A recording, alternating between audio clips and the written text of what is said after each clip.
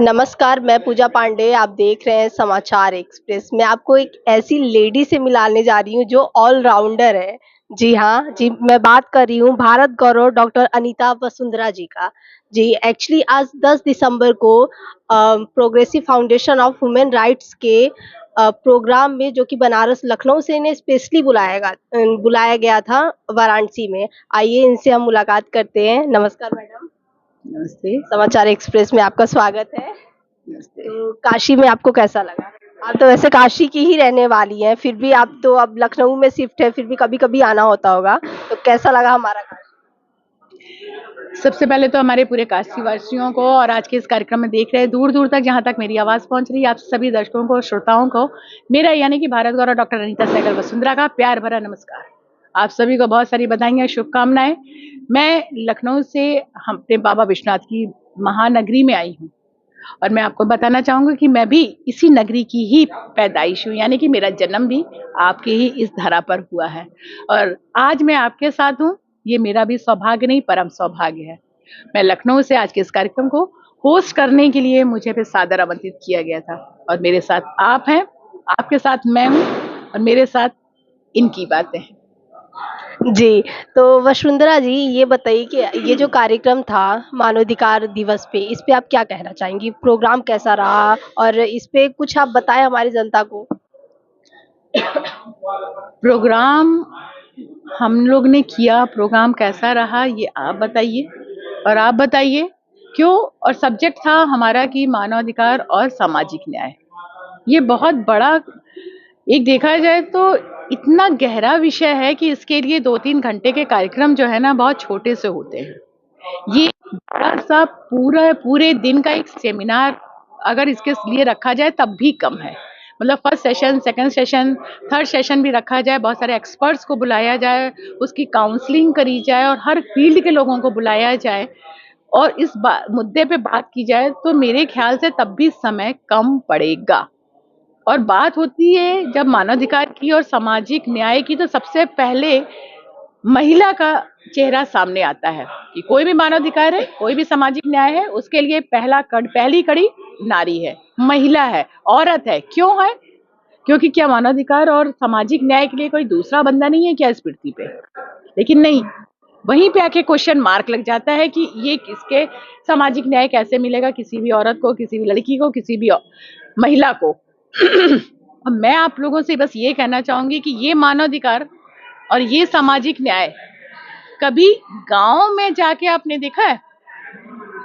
हमको तो पता भी है कि मानवाधिकार लिखा कैसे जाता है, सामाजिक न्याय लिखा कैसे जाता है, इसकी क्या परिभाषा है, सामाजिक न्याय की क्या परिभाषा है, लेकिन जरा सा शहर से हटके गांव के परिवेश में जाइए, अगर हम उनसे ये पूछें कि मानवाधिकार जानते हो, कहेंगे नहीं भैया ये केकरा का नाम बा। तो नहीं, अरे नहीं हम तो सदिया में गाए रहे ना, भैया आए लगे। ये है वहां की बात कि कोई ये नहीं जानता है कि सामाजिक न्याय किसी बंदे का नाम है। तो हम कहना चाहेंगे कि अगर सामाजिक न्याय और मानवाधिकार की बात हम करते हैं, आप करते हैं, समाज करता है, तो पहले हमें शुरुआत गांव से करनी है। वहां के लोगों के पास जाके बैठ के बातचीत करनी होगी कि तुम इस विषय में कितना जानते हो, नहीं जानते हैं तो उन्हें आप यानी कि मीडिया, उसकी पूरी जिम्मेदारी बनती है। हमारे समाज के जितने भी लोग हैं उनकी जिम्मेदारी बनती है, पढ़े लिखे लोगों की जिम्मेदारी बनती है कि उनको जाके ये बताएं कि क्या होता है। क्यों? क्योंकि जब बात चलती है, जब समाज में कोई प्रॉब्लम क्रिएट होती है तो ये गांव के ही लोगों का हरेसमेंट होता है और बात फिर सबके साथ होते हुए, आप लोगों के मीडिया के माध्यम से होती हुई वो कोर्ट तक पहुंच जाती है और फिर जन जागरूकता को बढ़ावा देने के लिए हमें पहले गाँव से शुरुआत करनी। क्यों नहीं शुरुआत करनी पड़ेगी? क्यों? क्योंकि जब पेट भरने की बात होती है तब तो सब लोग कहते हैं कि हमारा भारत गांव में बसता है। तो जब मानवाधिकार की बात हो रही है तो फिर क्यों नहीं कि हमारा भारत गांव में क्यों नहीं बसता है भाई? जैसे कि आप कह रही हैं हमें शुरुआत गांव से करनी पड़ेगी। रोटी के लिए तो आपने कभी नहीं कहा कि हमें गांव से शुरुआत करनी पड़ेगी। नहीं, एक्चुअली बात ये है कि शहर के लोग तो शिक्षा दीक्षा हर चीज से मजबूत है। गांव में तो पहल मीडिया को करनी पड़ेगी क्योंकि मीडिया सब जगह चला जाता है। आपको करनी पड़ेगी, फिर पढ़े लिखे लोगों को करनी पड़ेगी और सबसे बड़ी बात उनको करनी पड़ेगी जो ये दावा करते हैं कि हमारी एक सामाजिक संस्था है। हम सामाजिक संस्था के माध्यम से ये काम करते हैं, महिलाओं के लिए करते हैं, औरतों के लिए करते हैं। अरे भैया, कभी अपनी सामाजिक संस्था के सारे लोगों को एक गाड़ी में बिठा के गांव ले जाओ, वहां पे मानवाधिकार और सामाजिक न्याय के ऊपर थोड़ा सा काम करो, जिससे कि तुम्हारी सामाजिक संस्था में एक और फूल जुड़ जाएगा।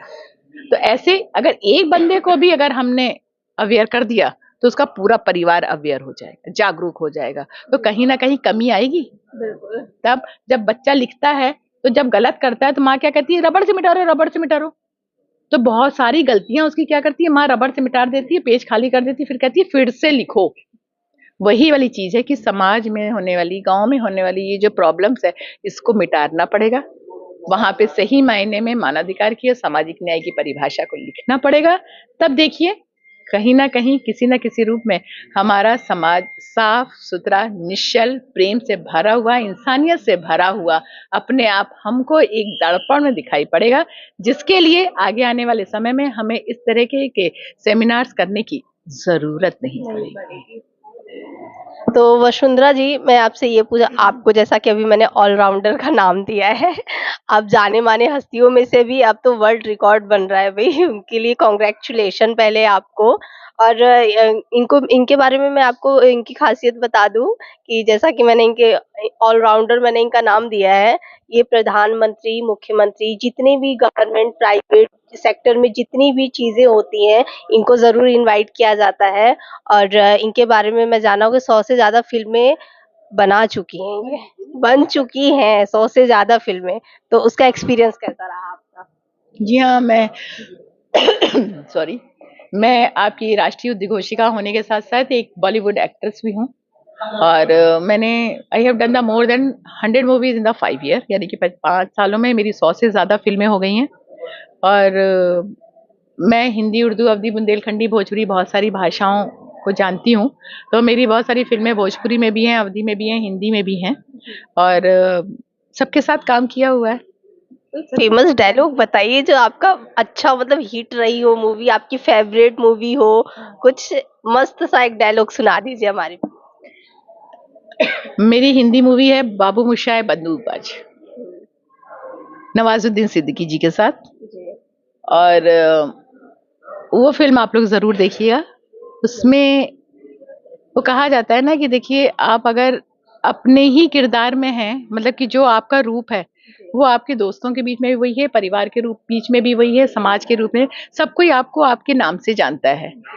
अगर कहीं ऐसी बात होती है कि आप बैठे हुए हो, कुछ काम कर रहे हो और समाज आपको नहीं पहचान पा रहा है और आपके उस काम की तारीफ कर रहा है, वो सही मायने में आपकी प्रतिभा को सलाम करता है।